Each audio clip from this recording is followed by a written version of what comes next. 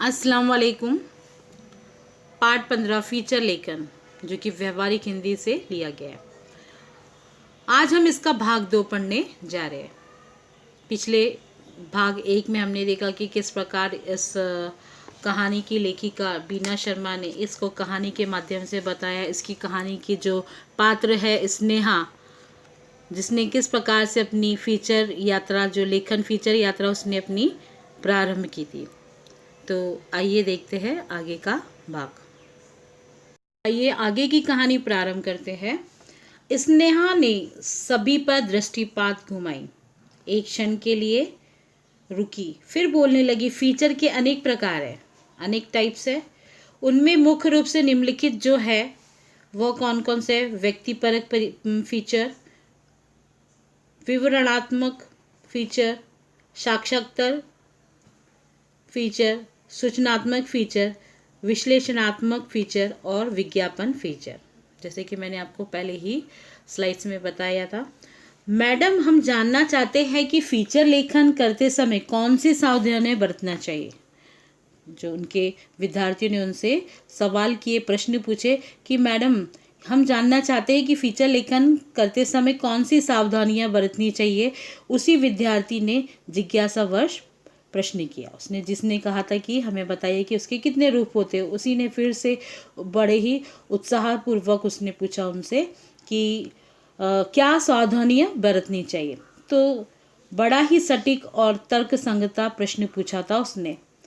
तो कहा कि अब सामने स्नेहा ने इस विषय पर बोलना प्रारंभ किया। ने बोलना प्रारंभ किया। सबसे पहले स्नेहा ने बताया कि फीचर लेखन में मिथ्या आरोप प्रत्यारोप करने से बचना चाहिए।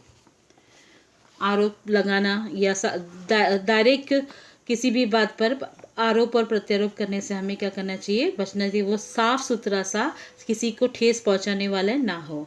अति क्लिष्ट और अलंकारिक भाषा का उसमें प्रयोग बिल्कुल भी ना करें। झूठे तथ्यात्मक आंकड़े, कुछ भी जो ना हुई है वो ऐसी बातें, प्रसंग अथवा घटनाओं का आलेख जो उल्लेख नहीं करना चाहिए। फीचर अति नाटकीयता से परिपूर्ण नहीं होना चाहिए। तो सिंपल सरल सा जो सबके समझ में आए। झूठी मिथ्याई वाली बातें या उसमें झूठे जो है आंकड़े हैं, वो तथ्यात्मक आंकड़े, उसको ना जोड़ा जाए। फीचर लेखन में अति कल्पनाओं और हवाई बातों को स्थान देने से क्या होना चाहिए? बचना चाहिए। कि जो कल्पनाएं की, इमेजिन करें, जो घटना जो साफ सुथरी जो सामने देखी है वही बहुत ही सटीक ढंग से उसको पेश किया जाए।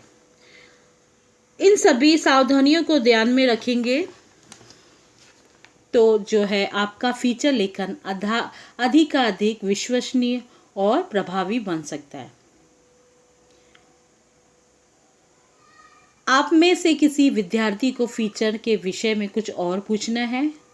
स्नेहा ने एक बार फिर से विद्यार्थियों से पूछा।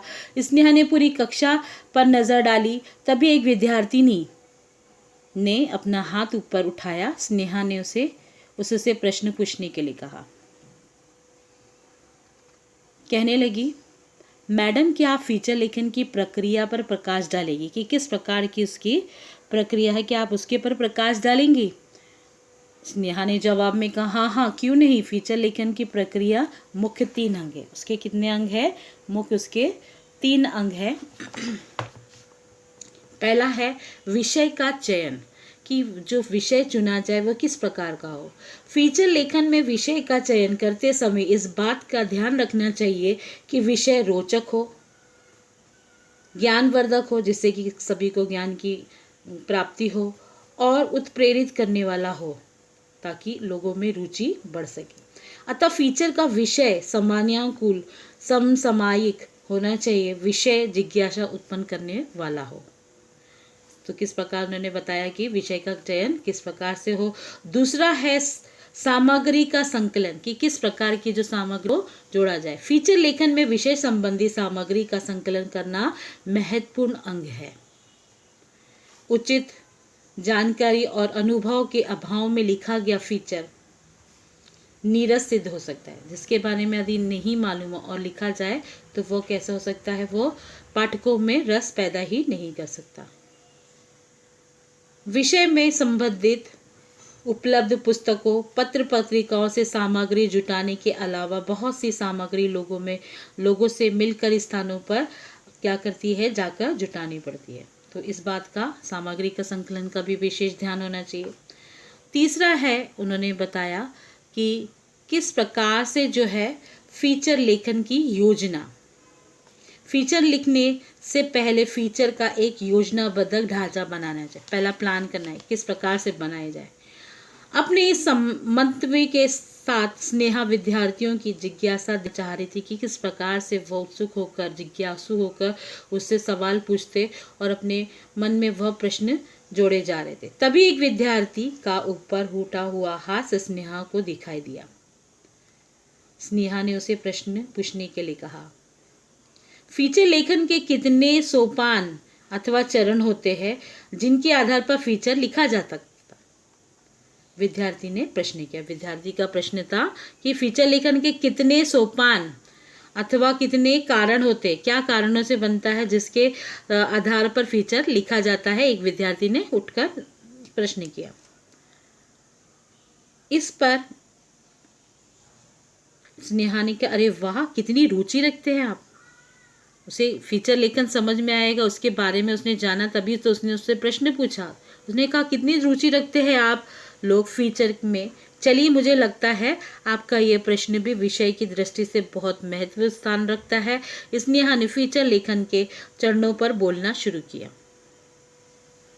निम्न 4 सोपानों अथवा चरण उसके होते हैं, स्टेप्स जो होते हैं। तो निम्न 4 जो है चरण के आधार पर फीचर लिखा जाता है। पहला उसने बताया, प्रस्तावना में फीचर के विषय का संक्षिप्त परिचय, इन शॉर्ट जो है उसमें, उसके बारे में इंट्रोडक्शन। यह परिचय आकर्षक होना चाहिए, ये और विषयानुकूल होना चाहिए कि एट्रैक्टिव भी हो, सब्जेक्ट से रिलेटेड भी हो। इसमें पाठकों को मन में जो फीचर पढ़ने की जिज्ञासा क्या होती है, आगाज होती है, और पाठक अंत तक फीचर से क्या होता है, जुड़ जाता है। दूसरा देखेंगे कि विवरण अथवा मुख्य क्लेवर। विवरण अथवा मुख्य क्लेवर मतलब कि फीचर में विवरण का महत्वपूर्ण स्थान होता है। किस प्रकार से विवरण ब्यौरा दिया जाए। फीचर में लेखक स्वयं के अनुभव, लोगों से प्राप्त जानकारी और विषय की क्रमबद्धता, रोचकता के साथ साथ संतुलित तथा आकर्षक शब्दों में क्या करता है, पिरोकर उसे पाठकों तक क्या करता है, सम्मुख रखता है, उनके सामने समक्ष प्रस्तुत करता है, जिसमें फीचर पढ़ने वाले को ज्ञान और अनुभव को संपन्न कर सके।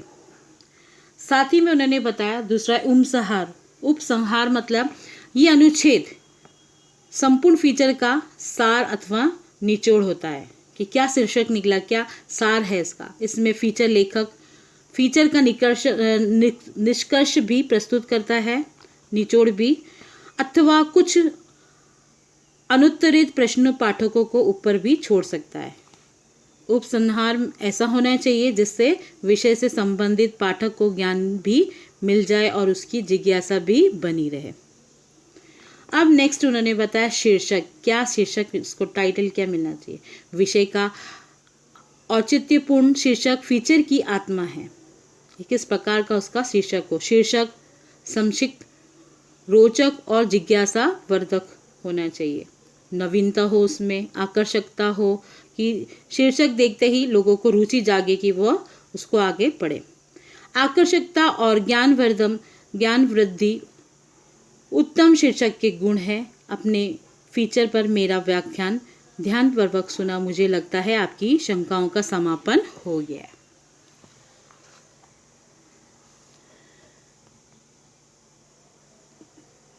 इसलिए मैं आप सभी को हृदय से धन्यवाद देती हूँ। कहकर स्नेहा कुर्सी में बैठ गई। हॉल विद्यार्थियों की तालियों से गूंज उठा। तभी किसी ने कहा, मैडम कहाँ खो गई? कि मैडम कहाँ खो गई आप? एक पत्रकार ने स्नेहा की ओर गुलदस्ता बढ़ाते हुए कहा। जी, स्नेहा चौंक उठी। देखा सामने एक जाना माना पत्रकार था, उसका भी फीचर लेखन क्षेत्र में एक नाम था। अरे आप भी तो एक विख्यात फीचर लेखक है, स्नेहा ने गुलदस्ता स्वीकार करते हुए कहा। मेरे विख्यात फीचर लेखक होने में आपका बहुत बड़ा योगदान है, पत्रकार ने कहा कि अगर मैं फीचर लेखक बना हूँ तो आपका उसमें बहुत योगदान है। मेरा योगदान वो कैसे, स्नेहा ने कुतूहल से पूछा। तो उसने कहा, मैडम आपने 10 वर्ष पूर्व फीचर लेखन पर जो व्याख्यान दिया था, जो एक्सप्लेनेशन दिया था, उसमें 2 महत्वपूर्ण प्रश्न पूछने वाला विद्यार्थी मैं ही था। 10 वर्ष पहले जब वो अपनी ट्रेनिंग पे, जब वो उसने अपना एक्सप्लेनेशन फीचर लेखन पे दिया, तो जो विद्यार्थी ने उनसे प्रश्न पूछा था, 2 बार प्रश्न पूछा था, आज वो एक सफल पत्रकार था। उस पत्रकार की आंखों में कृतज्ञता का भाव था। स्नेहा अवाक सी खड़ी थी और हाल में तालियां की गूंज बढ़ती जा रही थी। देखते हैं अच्छे फीचर लेखन की विशेषताएं।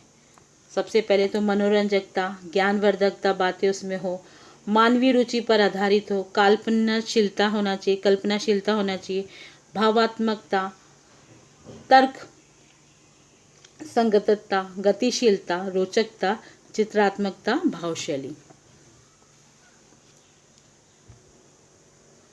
यहाँ देखेंगे कि फीचर लेखन की प्लेवर ने के अवार्ड ने बना दिया चैंपियन। तो इस प्रकार देखेंगे कि यहाँ पर एक उदाहरण दिया, एग्जाम्पल दिया है। नागपुर महाराष्ट्र की महिमा पांडे ने हाल ही में टेनिस में सोनाली बत्रा सबा को 3-0 से क्या किया, हराकर जूनियर चैंपियनशिप पर कब्जा बना लिया। इसके साथ ही वह जूनियर चैंपियनशिप जीतने वाली पहली टेनिस महिला खिलाड़ी बन गई। उनका कहना था कि असफलता सफलता की पहली सीढ़ी है, अतः उदास न होकर जी जान से कोशिश करने से सफलता प्राप्त होती है, वे बनाती है। इससे पहले अंतरराष्ट्रीय चैंपियनशिप में मिली पराजय ने मुझे पागल प्लेयर का अवार्ड मिला था। इसी अवार्ड ने मुझे बेहतर खेलने के लिए क्या किया था, प्रेरित किया, और आज मैं वह चैंपियनशिप जीत गई। इस प्रकार से ये फीचर लेखन है। वस्तुतः खेलकूद हमारे जीवन का एक अहम हिस्सा भी है। जो माता पिता अपने बच्चों को दिन भर बस पढ़ाई के लिए दबाव डालते रहते हैं, उनसे मेरा निवेदन है कि वे अपने बच्चों को खेल कूद के लिए भी प्रेरित करें।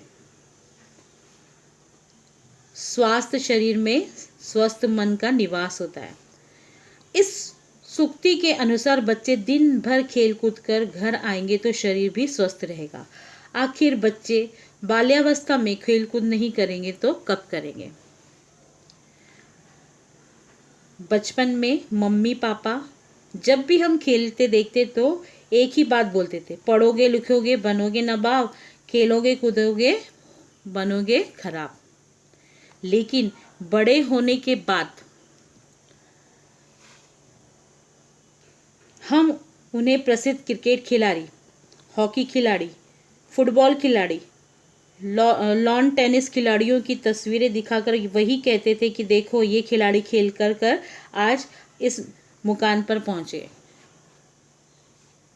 देखा जाए तो खेलकूद आज सफल कैरियर के रूप में सामने आ रहे हैं। खेलकूद से भी अपना सफल कैरियर बनाया जा सकता है, जिसमें नाम भी है और दाम भी।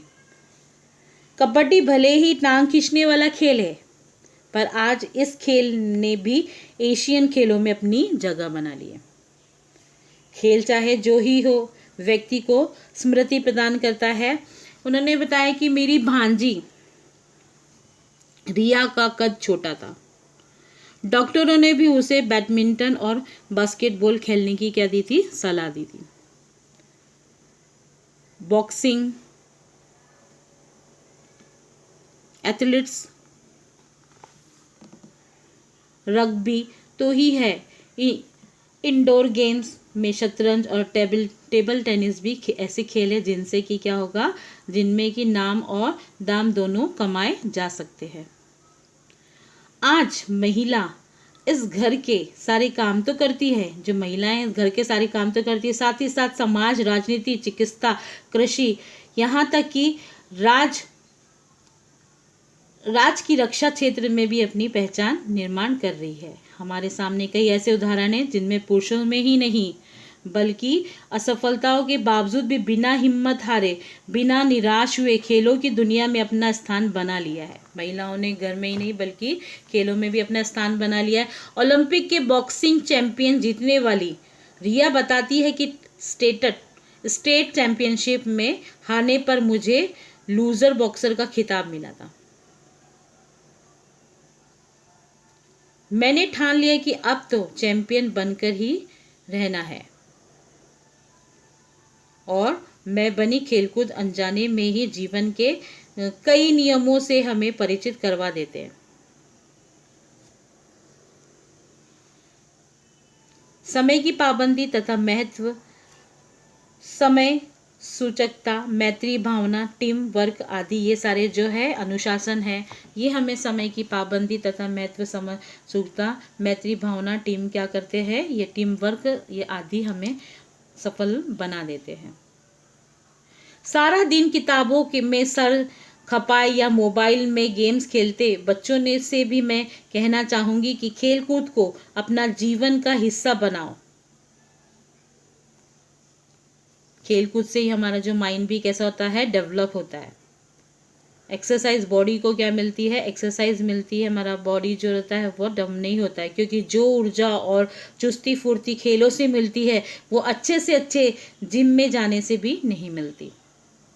मोटापा कम करने के लिए साथ अनेक बीमारियों से हम बचाते हैं, और वो है क्या है, खेल है। इसलिए खेल जगत में भारत का नाम रोशन करने ओलंपिक, एशियाई खेलों में स्वर्ण रजत पदकों की संख्या बढ़ाने के लिए आवश्यक है कि अन्य देशों की तरह हम भी क्या करें, खेलों का उचित महत्व दें, खेलों को उचित महत्व दें। इस प्रकार से उन्होंने अपना ये फीचर लेखन बहुत ही सटीक सा, सुंदर सा, जो कि एक आदर्शपूर्ण है, वह दिया। इस प्रकार से ये हमारा जो है पाठ है वह समाप्त हुआ। धन्यवाद।